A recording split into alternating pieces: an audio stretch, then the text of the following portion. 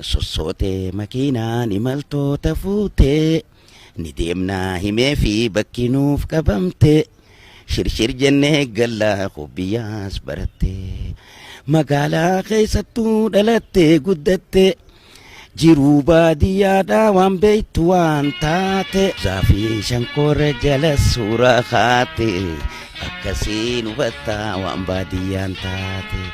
Sossootee makiinaan imaltoota fuutee ni deemnaa himee fi bakki nuuf qabamte shirshir jennee gallaa biyyaas baratte.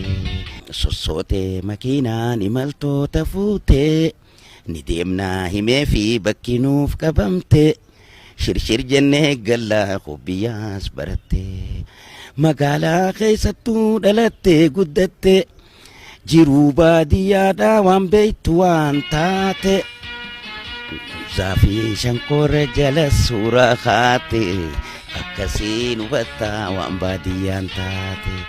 Sossootee makiinaan imaltoota fuutee ni deemnaa himee fi bakki nuuf qabamte shirshir jennee gallaa biyyaas baratte.